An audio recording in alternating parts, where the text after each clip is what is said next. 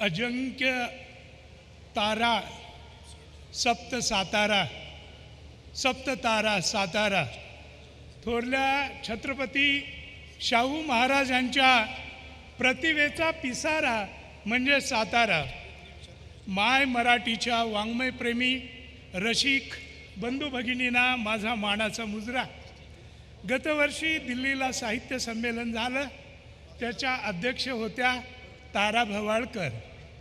मी महाविद्यालयात शिकत असताना माझ्या वक्तृत्व स्पर्धेच्या परीक्षक असायच्या त्या तारा भवाळकर।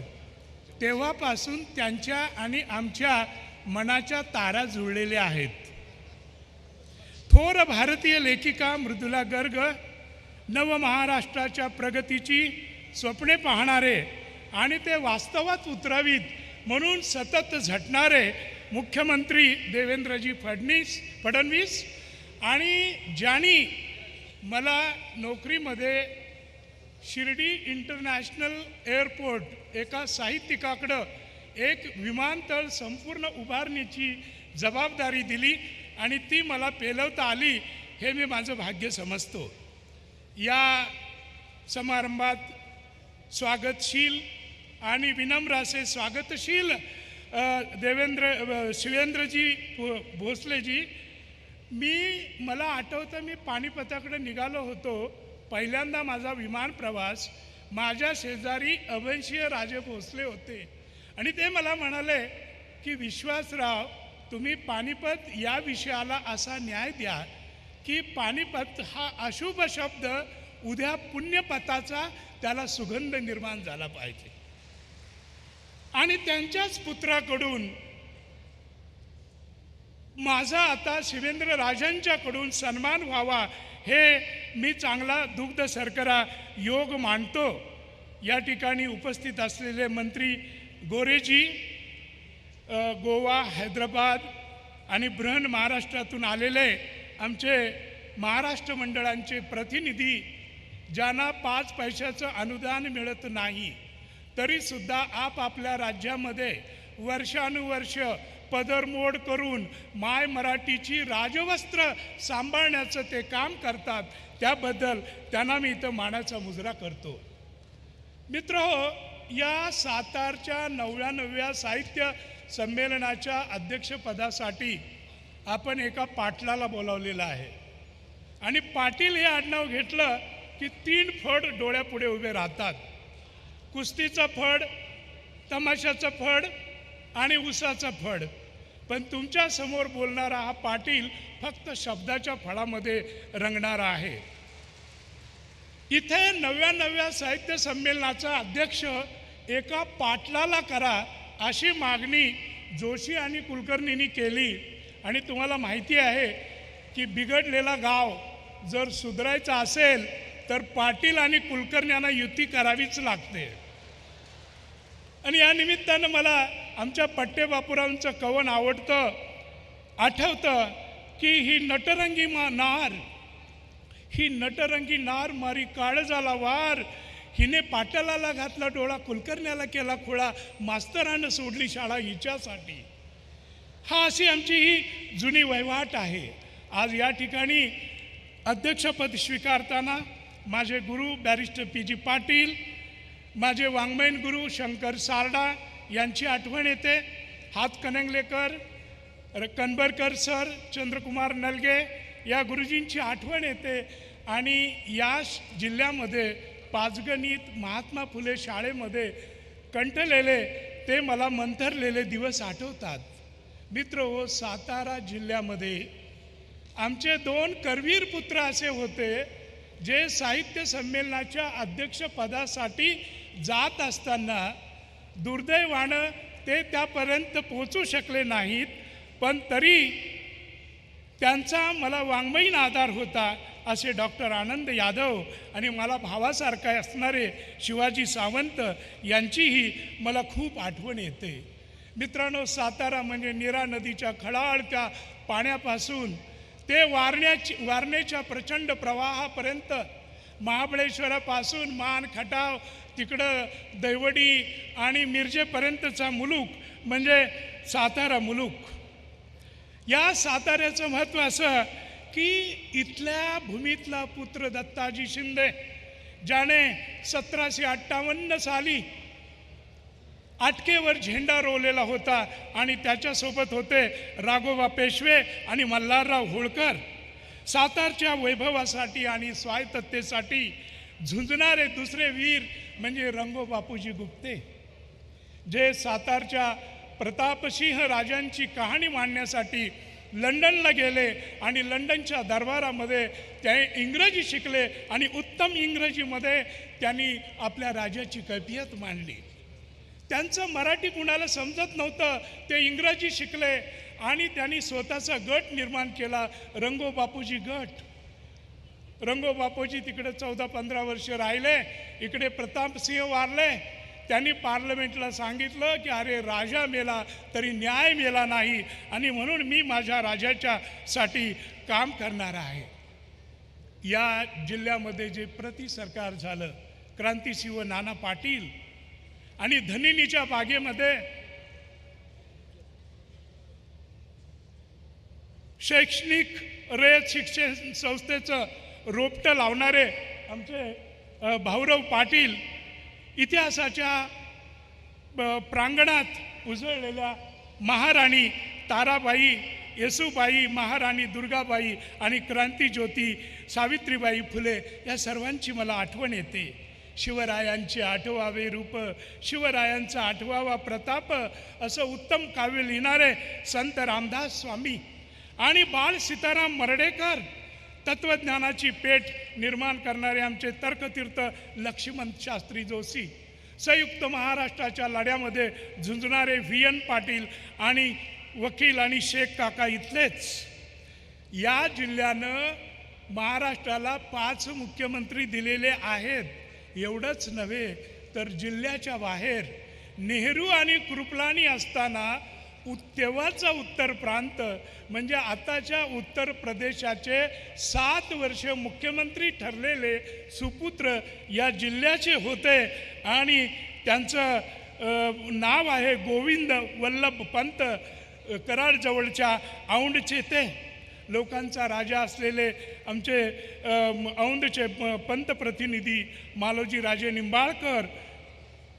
मित्रांनो, सातारा प्रांत म्हणजे फक्त कडाडत्या तोफा नव्हेत तर दुसरीकडे लोकसाहित्याचा पदन्यास, घुंगरांचा छंछनाट, यमुनाबाई वाईकर, कांताबाई सातारकर, अक्काताई कराडकर, आमचा वर्धनगडचा रामा कुंभार, स्वातंत्र्य शाहीर निकम, 2 लाख लावण्या लिहिणारे पट्टे बापूराव, श्रेष्ठ वर्ण मी ब्राह्मण असूनी, सोवळे ठेवले घालून घडी, हाती धरली तमाशाची मशाल अन लाज लावली देशोधडी असे म्हणणारे शाहीर मनवेकर, साहेबराव नांदवळकर, कृष्णाकाठचे बाल गंधर्व शाहीर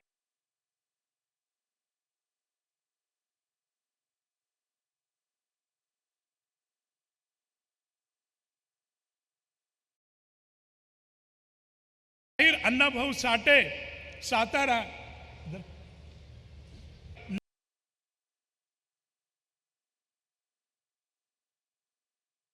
देशोधडी असे म्हणणारे शाहीर मनवेकर, साहेबराव नांदवळकर, कृष्णाकाठचे बाल गंधर्व शाहीर अण्णाभाऊ साठे, माटे मास्तर, गिरीश कवी, वसंत, सहज गंगा यमुना उभ्या करणारे आमचे पी सावळाराम दादा. त्या अलीकडच्या पिढीतील आमचे डॉक्टर साळुंके, उपराकार लक्ष्मण माने, डॉक्टर राजेंद्र माने, प्रमोद कोपर्डेकर, पार्थ पोळके, ग्रामीण कथाकार वबा बोधे आणि अलीकडे मी साताऱ्याची गुलछडी मला रोखून पाहू नका असं म्हणणारा आमचा मच्छिंद्र मोरे. कोरोनामध्ये त्याला काळानं नेलं. उत्तम कादंबऱ्या लिहिणाऱ्या मेधा पाटील असतील किंवा विट्याचे रघुराज मेटकरी, विजय बाबर, कवयित्री स्वाती शिंदे, दक्षिण महाराष्ट्रात साहित्याचा झेंडा फडकावणारे आमचे दिबा पाटील, ईश्वरपूरचे एकनाथ पाटील, गारगोटीचे चंद्रशेखर कांबळे, बहादूरवाडीचा धनाजी घोरपडे, ज्याचा जामिनावर सुटलेला घोडा थांबायचं नाव घेत नाही, कथाकार बाबा परीट, आप्पासाहेब खोत, मित्रांनो, साहित्य संमेलन म्हणजे केवळ हौशा गौशांची यात्रा नसते, ते वधूवरांचं वऱ्हाड नसतं, तर महाराष्ट्राच्या साहित्य संस्कृती आणि अस्तित्वाला आकार आणि दिशा देणारी एक लोकमान घटना म्हणजे मराठी साहित्य संमेलन. 1878 पहिलं मराठी साहित्य संमेलन झालं. घालमोड्या दादांचं संमेलन महात्मा फुलेंनी त्याचा उल्लेख केला आणि टाळीसाठी त्याचा वारंवार वापर केला जातो. पण त्याच्या बुडाशी पहा, राष्ट्रीय काँग्रेसची स्थापना 1885 झाली आणि आमचं साहित्य संमेलन 1878ला आलं.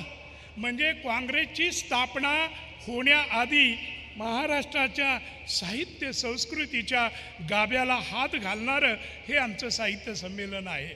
अहो, आझादीची लढाई असू द्या, संयुक्त महाराष्ट्राची चळवळ असू द्या, आणीबाणीसारखा प्रसंग असू द्या, प्रत्येक ऐतिहासिक आणि निर्णायक सामाजिक वळणावर मराठी साहित्य संमेलन 4 पावलं पुढं चाललेलं आहे. 87 वर्षापूर्वी मुंबईला जे साहित्य संमेलन भरलं 23वे, ज्याचे अध्यक्ष होते बॅरिस्टर विनायक दामोदर सावरकर. लेखण्या मोडा आणि बंदुका हातात घ्या, सावरकरांनी सांगितलेलं होतं. खूप त्यांचं स्टेटमेंट गाजलं. पण सावरकरांनी त्या साहित्य संमेलनात जो दुसरा ठराव मांडला, तो ठराव असा होता की हिंदुस्थानातील सर्व प्रमुख देशी भाषांची वाढ होऊन प्राथमिक शिक्षणाबरोबर महाविद्यालयीन शिक्षणसुद्धा त्या प्रांतातील देशी भाषेतून व्हायला पाहिजे. म्हणजे खऱ्या अर्थी माय मराठीचा पुरस्कार कधीपासून सुरू आहे? जेव्हा जेव्हा भाषेवर, राष्ट्रावर आणि संस्कृतीवर संकट येतं तेव्हा गेल्या 150 वर्षामध्ये आम्ही साहित्यिकांनी सामाजिक नेतृत्वाची आणि प्रसंगी राजकीय पुढाकाराची सुद्धा भूमिका घेतलेली आहे. संयुक्त महाराष्ट्राच्या आंदोलनात मोरारजी देसाईंनी आमच्या आचार्य आत्र्यांना 70 दिवस तुरुंगात टाकलं होतं. अण्णाभाऊ साठेंना हद्दपार केलं होतं. कवीच्या हृदयातून आलेले सच्चे शब्द प्रसंगी सत्तेच्या सिंहासनासमोर झुकत नाहीत, हे या साहित्यिकांनी या भूमीमध्ये अनेकदा दाखवून दिलेलं आहे. मजरूह सुलतानपुरी आमचा मुंबईचा नागरिक. नेहरू पहिल्यांदा पंतप्रधान होते तेव्हा त्यांच्या परराष्ट्र धोरणावर टीका केली. मजरूला 2 वर्षाची सक्तमजुरीची शिक्षा झाली. मोरारजी भाई मध्ये पडले, म्हटले माफी मागा, शिक्षा माफ होईल. मजरू म्हणाला की कवीचे प्रांजळ शब्द म्हणजे भात्यातून सुटलेले बाण असतात. 2ऐवजी 4 वर्षाची शिक्षा झाली तरी चालेल, पण माफी मागणार नाही. आणि स्वातंत्र्याच्या उंबरठ्यावर हा दृष्टा कवी तुरुंगात शिक्षा भोगत होता. आणि आपले बासी मर्ढेकर ज्यांचं सुंदर स्मारक आहे, शासनाचं स्मारक शासनाने बांधलेलं एवढं सुंदर असतं, हे बासी मर्ढेकरांचं इथलं स्मारक बघितल्यावर माझ्या लक्षात आलं. त्यांनी सुद्धा शब्दांसाठी शिक्षा भोगली होती. मित्रहो, सध्या काळ वेगळा आहे, राजकीयदृष्ट्या नाजूक आहे, महापालिकाच्या निवडणुका आहेत, आचारसंहिता आहे. पण साहेब, मला सांगायचं आहे की तुमची आचारसंहिता असेल तर आमची विचारसंहिता आहे. तुमच्या आचारसंहितेची मुदत फक्त 2-3 आठवड्याची किंवा महिन्याची असते, पण साहित्यिकांच्या लेखण्या आणि त्यातून निघालेले स्फुलिंग हे काही पिढ्यांचा प्रवास करतात. आणि म्हणूनच या ठिकाणी संयुक्त महाराष्ट्रासाठी झटणाऱ्या एका कार्यकर्त्याच्या पुत्राला आणि आयुष्यभर शेती करणाऱ्या एका अशिक्षित शेतकरी मातेच्या पुत्राला तुम्ही पहिल्यांदा साहित्य संमेलनाचा अध्यक्ष बनवलं, त्याबद्दल मी तुम्हा सर्वांचे आभार मानतो. मी इथेच मला पानिपत कादंबरी साताऱ्यात नोकरी करत असताना सुचली. 28व्या वर्षी प्रकाशित झाली, 29व्या वर्षी पांगिरा आली, 30व्या वर्षी झाडाझडती आली. ऐन तारुण्यात एवढं मला यश मिळालं आणि मी त्याचा विचार करतो की हे माझ्या हातून कसं काय झालं असेल. तर मला असं वाटतं की माझ्या महन मंगल मातीवर, इथल्या थोर संस्कृतीवर आणि गौरवशाली इतिहास परंपरेवर जे प्रेम आहे, त्या प्रेमामुळं हे सगळं काम माझ्या हातून होऊ शकलेलं आहे, जे काम अजून माझ्या रक्तश्वासाचा आणि ध्यासाचा भाग आहे. माझी बॅकग्राऊंड ही साहित्यिक होण्यासाठी अजिबात उपकारक अशी नव्हती.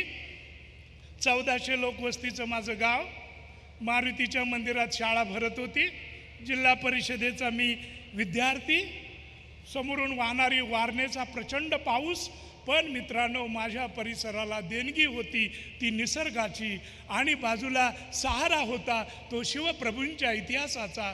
एका बाजूला विशाळगड आणि दुसऱ्या बाजूला पन्हाळगड, म्हणून मी हे सगळं करू शकलो. या भूमीतल्या लावण्या, गाणी, भेदिक, कटाव, हे भारुडं सगळी पाहता पाहता मी लहानाचा मोठा झालो. आणि मला आठवतं, शाळेमध्ये गुरुजींनी एकदा कवितेच्या तासाला सांगितलं, मुलांनो आवडती कविता म्हणा. एकाने सुरू केलं, एकाने सांगितली लाडकी बाहुली होती माझी एक.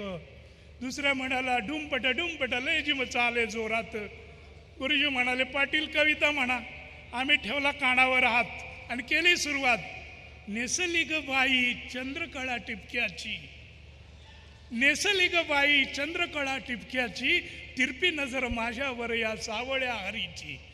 शिटी मारण करतो गोळा गोपाळांचा मेळा, राधिकेला अडवून धरतो मिठी मारतो गळा, शर्त झाली बाई याच्या निर्लज्जपणाची. गुरुजी ओरडले, पाटील थांबा, अहो ही तमाशाची खणात नाही, ही शाळा आहे. घ्या पाटी दप्तर आणि पडा बाहेर. आणि मग आमची सुट्टी झाली. तेवढ्यात आमचे चुलते आले आणि हातामध्ये त्यांच्या भाला होता. ते म्हणाले, अहो मास्तर आमच्या लेकराचं काय चुकलं? म्हणाले, काय लेकरू आहे, राधिकेला मिठ्या काय मारतंय, वाटत काय अडवतंय, हा विद्यार्थी आम्हाला परवडणारा नाही, तुम्ही जा दुसरीकडं. त्यावेळेला खरं कारण ज्या वेळेला आमच्या चुलत्यांना कळालं, चुलते म्हणाले, पण मास्तर हे गाणं कोणाचं आहे याचा तुम्ही अभ्यास केलाय का? हे गाणं लिहिलंय संत एकनाथ महाराजांनी, आणि ज्या शाळेला संत एकनाथांचं काव्य चालत नसेल ती आम्हाला शाळाच नको. अशा पद्धतीनं आमचं शिक्षण झालेलं आहे. मित्रो, माझ्यातला लेखक या ठिकाणी घडला. झाडाझडतीसारखी कादंबरी लिहिताना मान खटावमध्ये आंधळी धरणाला बुलडोजर लावले होते. त्यावेळेला तिथं वेगानं आडवा आलेला वर्धमान निकम नावाचा कॉम्रेड, किंवा कृष्णेच्या पाण्यामध्ये वाहणारा आपला महारवाडा जपण्यासाठी धावत आलेले सावंत गुरुजी, याच्यामध्ये मला खैरमोडे गुरुजी दिसले. मित्रांनो, मला असं वाटतं की सध्या मनुष्य, प्राणी आणि मानव याच्यातला विचार करायची वेळ आलेली आहे. मी नुकतीच ग्रेट कांचना सर्कस नावाची कादंबरी लिहिली, ज्याचा उल्लेख आता मृदुलाजींनी केला. अनेक भाषामध्ये ती गाजते आहे. मध्ये तो आमिर खानचा पिक्चर आला दंगल. दंगलमध्ये काय मंगल, तर मुलांचा कुस्तीमध्ये पराभव करतात.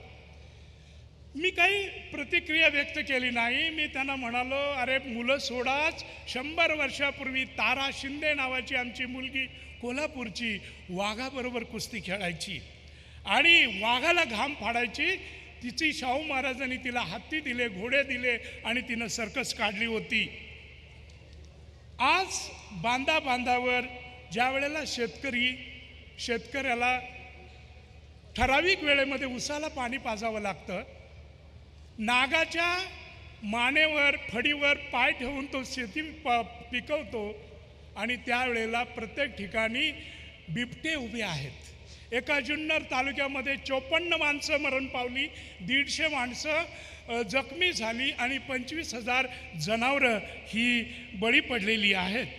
मित्रांनो, अलीकडेच महादेवी नावाची आमची कोल्हापूरची हत्तीन, तिचं संरक्षण व्हावं म्हणून गावेच्या गावे डोळ्यामध्ये अश्रू घेऊन त्या महादेवीच्या रक्षणासाठी रस्त्यावर आलेली होती.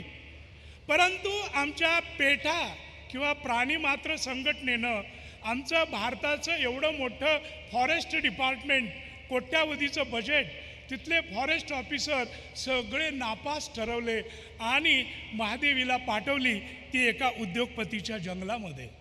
मला सांगायचं आहे की हत्ती घोडी कशी सांभाळायची हे आम्हाला पूर्वापार माहिती आहे. त्याचं एक शास्त्र होतं, त्याच्यामध्ये अभ्यास झालेला आहे.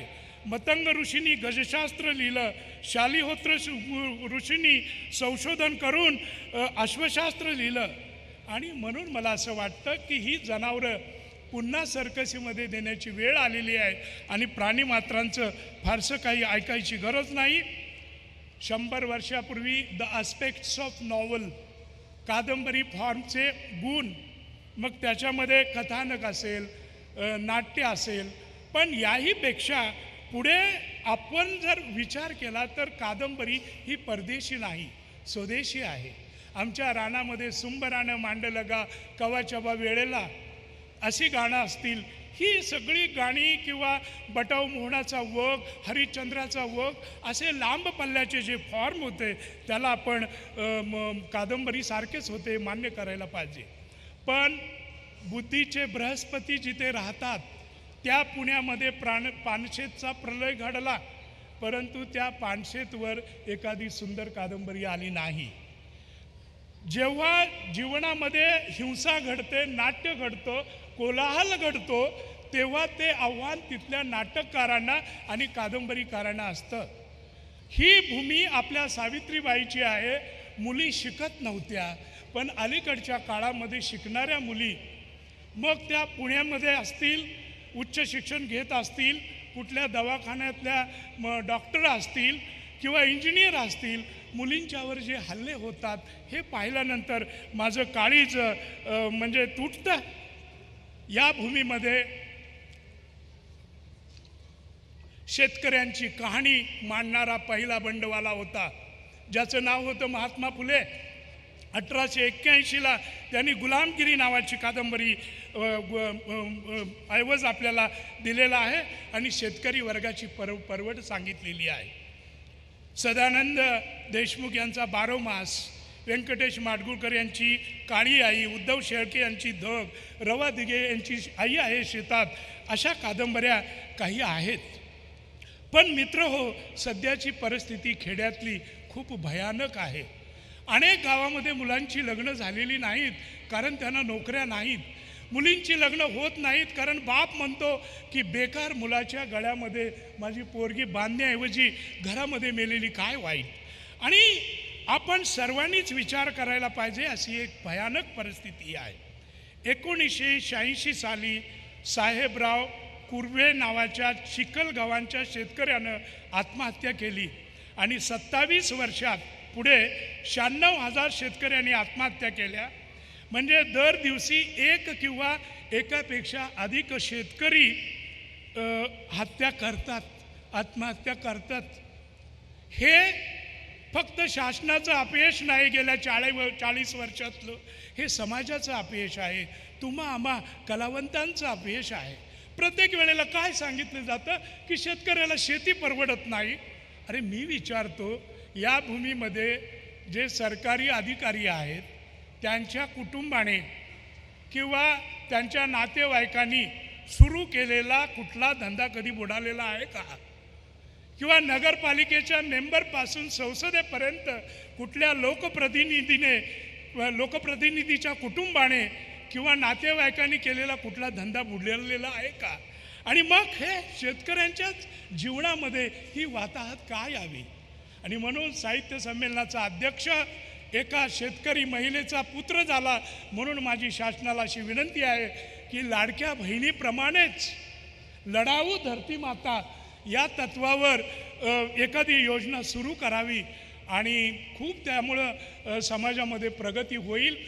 आता आपण म्हणाल की बजेट वाढतं आहे, पण ज्याला आपल्याकडे चिपाड म्हणतो त्याला मराठवाड्यात पाचट म्हणतात. भरल्या गाडीला चिपाडाचं ओझं असं आपण म्हणू शकतो, पण शेतकऱ्यांना न्याय मिळाला पाहिजे. मला असं वाटतं की अण्णाभाऊ साठ्यांच्यावर मी बेसिक काम केलं, त्यांना भारतरत्न मिळाला पाहिजे अशी आमची जुन्या अनेक दिवसापासूनची मागणी आहे.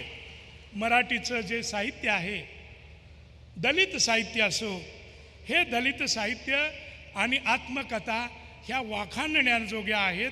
शरणकुमार लिंबाळे नावाचा आमचा साहित्यिक आज भारतीय स्तरावर स्टार आहे.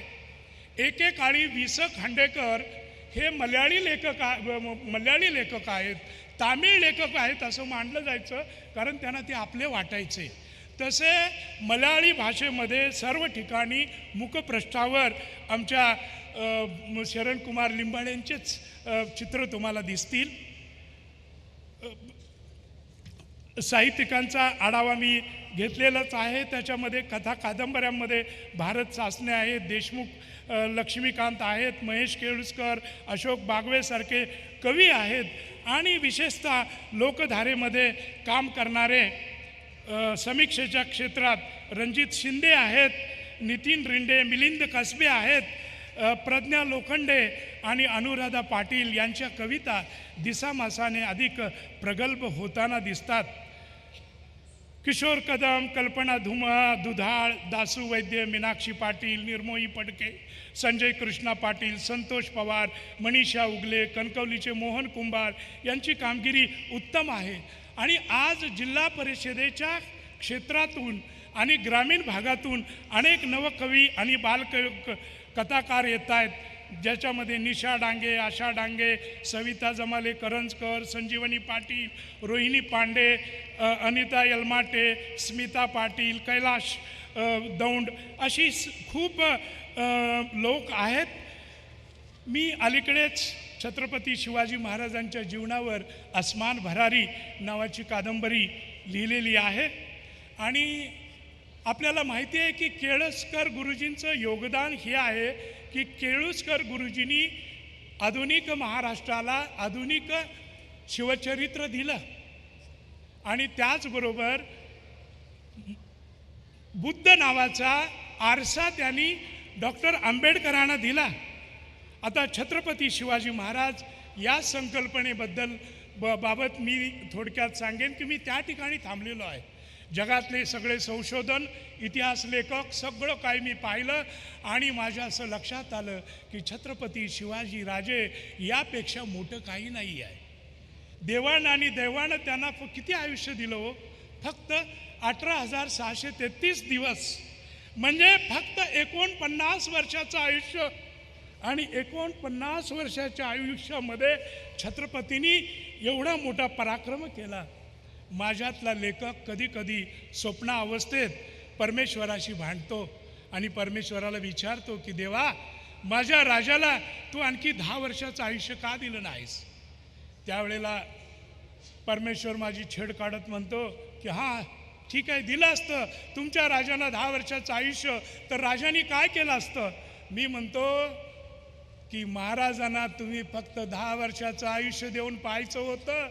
आमच्या राजांनी भीमा कोयने काठ्यालाच नव्हे तर थेट लंडनमध्ये जाऊन थेम्स नदीच्या काठी मराठ्यांची घोडी नाचवल्याशिवाय महाराज राहिले नसते. हे आमच्या राजांचं कर्तृत्व आहे, नेतृत्व आहे. महाराजांनी अनेक ठिकाणी मोहिमा केल्या, जालनापुरापासून जिंजीपर्यंत, अहमदनगरपासून सर्वत्र अनेक ठिकाणी त्यांनी पैसा उभारला, ज्याला आपण निधी म्हणू.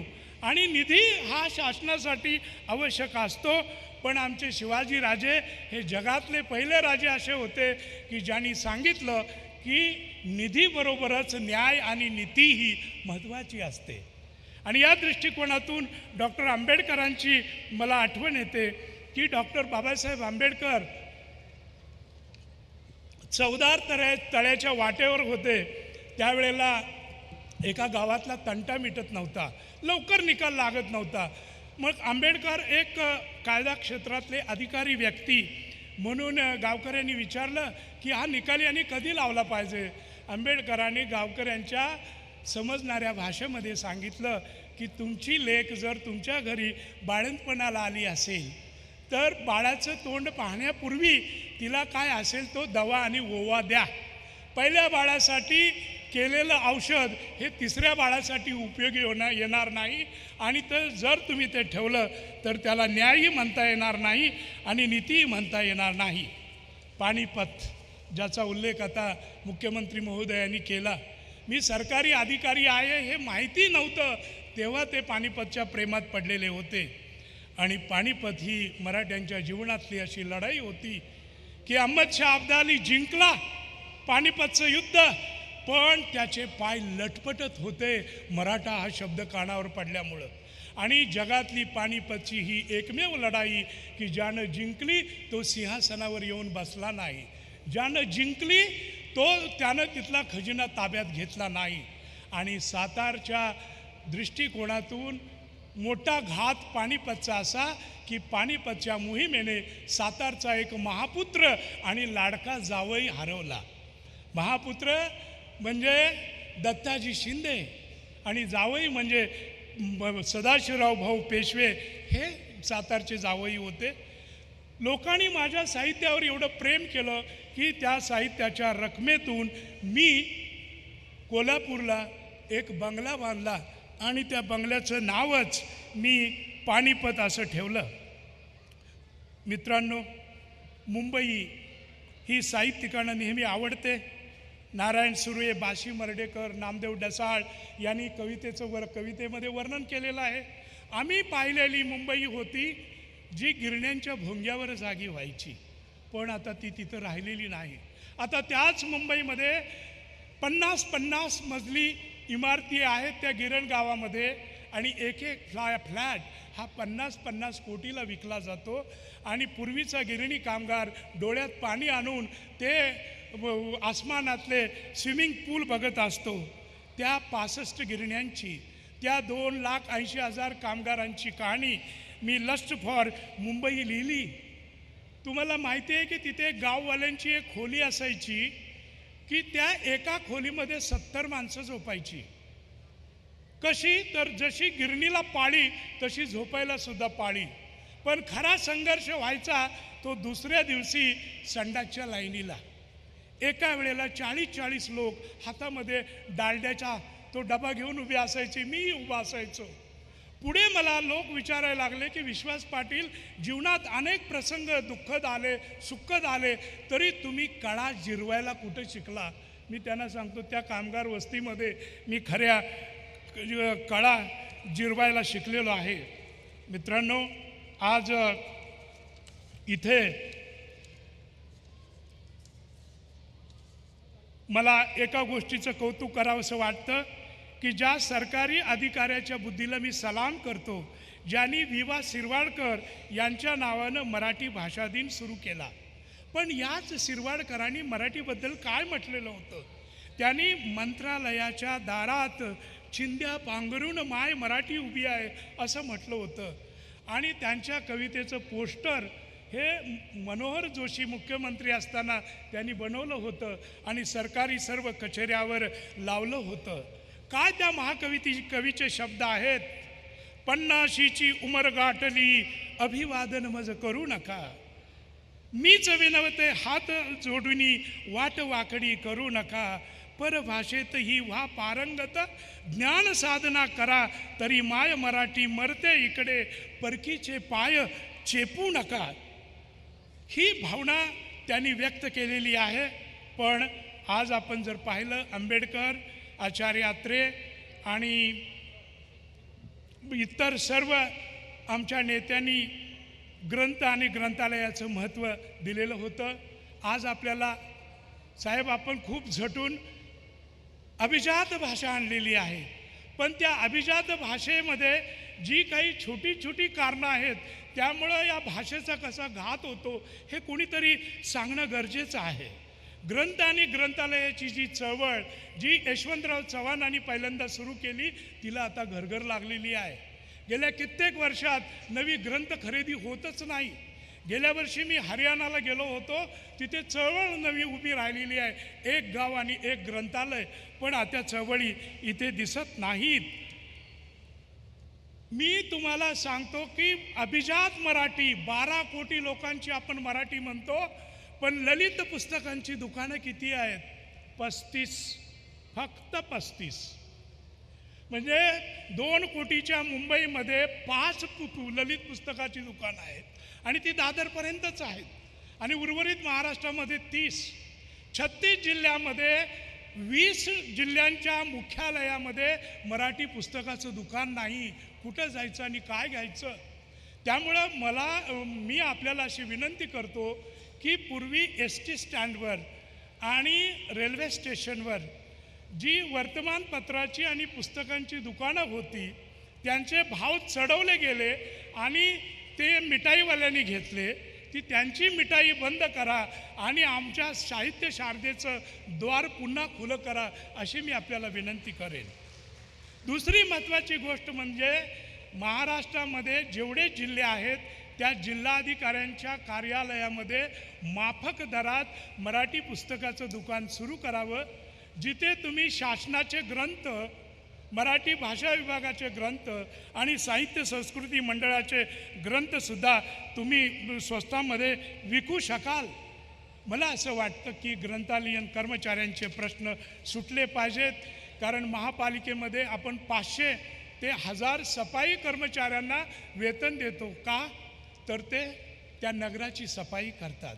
पण आमचे अवघे 6-7 ग्रंथालयीन कर्मचारी जे मनाची मशागत करतात त्यांची सफाई कोण करणार? त्यांच्या अडचणीला कोण उभे राहणार?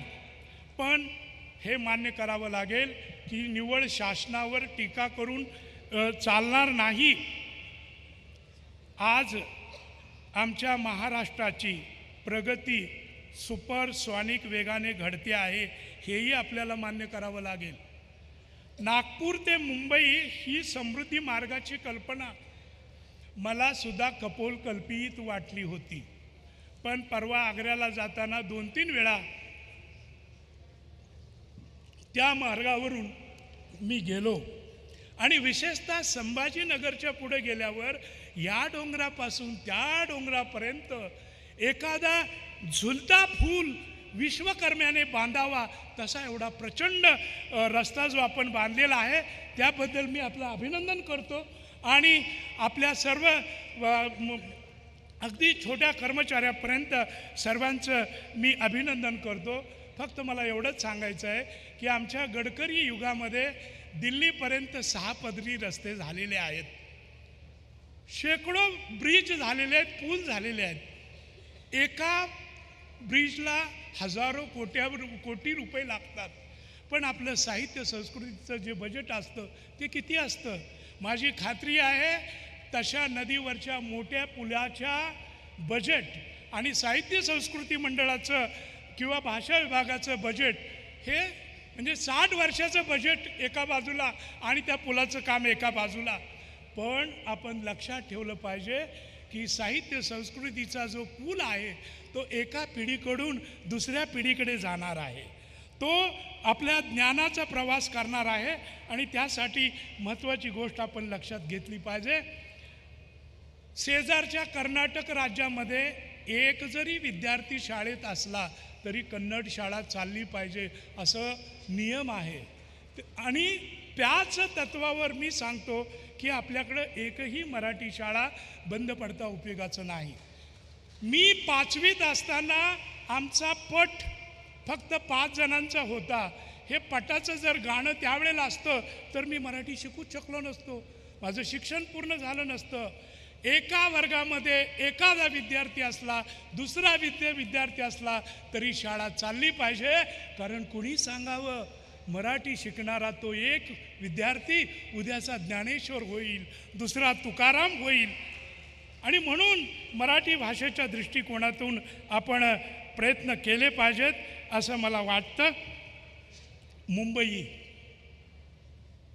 हे महाराष्ट्राचं काळीज, मुंबई हा महाराष्ट्राचा कलेजा आहे हे छत्रपती शिवरायांनी पहिल्यांदा ओळखलं होतं. आणि म्हणून आपल्या मृत्यूच्या आधी 1679 आणि 80मध्ये त्यांनी 2 हल्ले केले मुंबईजवळ, 2 बेटावर. महाराजांचं ते जे काम आहे छत्रपती शिवाजी महाराजांचं ते खूप महत्त्वाचं आहे. आणि त्यापुढं त्यांचे जे चिरंजीव छत्रपती संभाजीराजे यांनी 2 पावलं पुढं टाकून 1884मध्ये मुंबई खरेदी करण्याचा करार केलेला होता. तो केजविन नावाच्या गव्हर्नरकडून. मला आपल्याला पुरावा आहे की मुंबईत गुजराती व्यापारी पहिला जो आला तो 1650 साली आला. त्याचं नाव भीमजी पारेख. आणि करसनदास पटेलनं पहिली कापडाची गिरणी काढली. पण आता दादरमध्ये मराठी माणसांची संख्या अगदीच नावाला उरलेली आहे. मुंबईच्या गिरण गावातील आणि गिरगावातील ती मूळ माणसे, धरतीची लेकरे कुठे गेली आणि आमच्यावर हे मोठं आक्रमण आज कोणाचं आलेलं आहे. सर्व राजकीय पक्षांनी आणि सर्व गटांनी तटांनी विचार केला पाहिजे. कारण मुंबई ही महाराष्ट्राला त्यागातून मिळालेली आहे, वेदनेतून मिळालेली आहे. आपण तो दिवस विसरता उपयोगाचा नाही.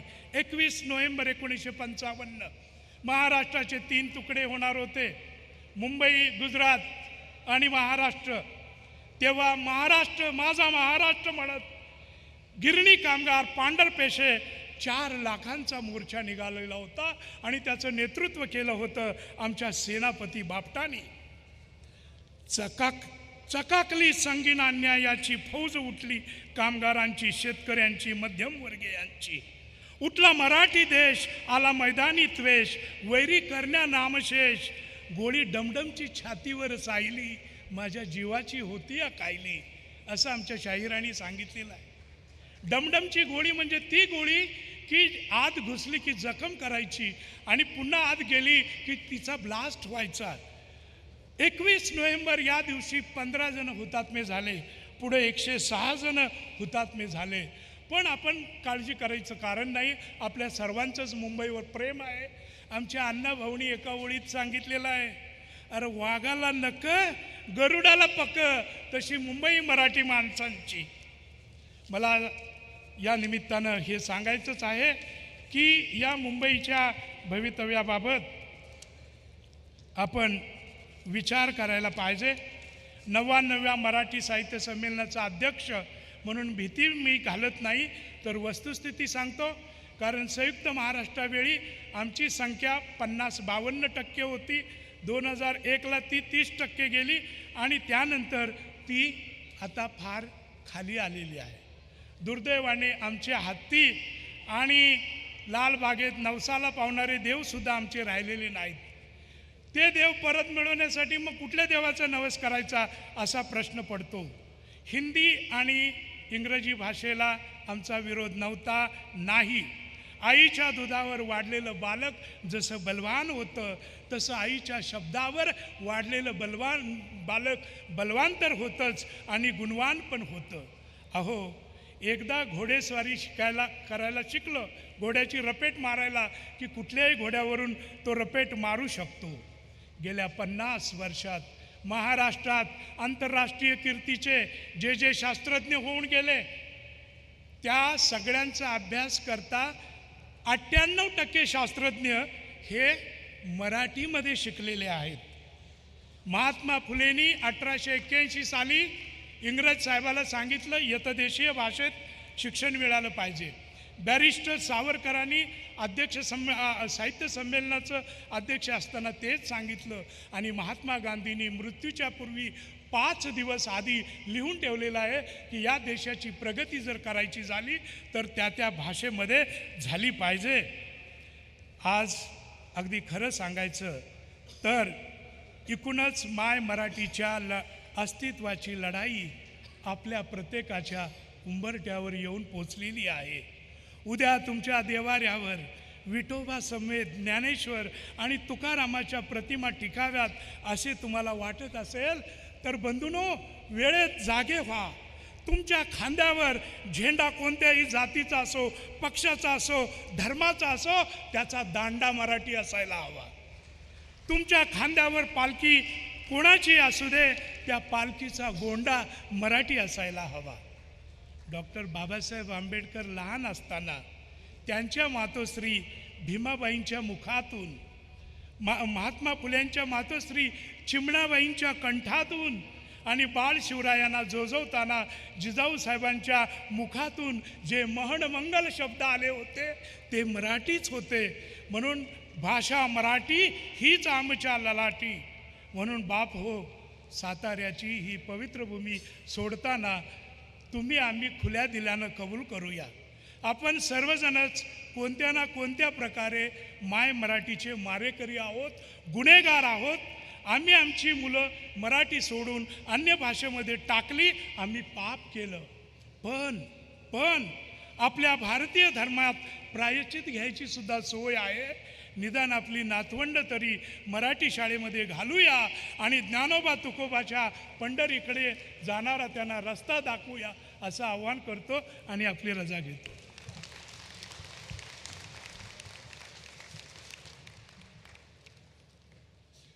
Thank you.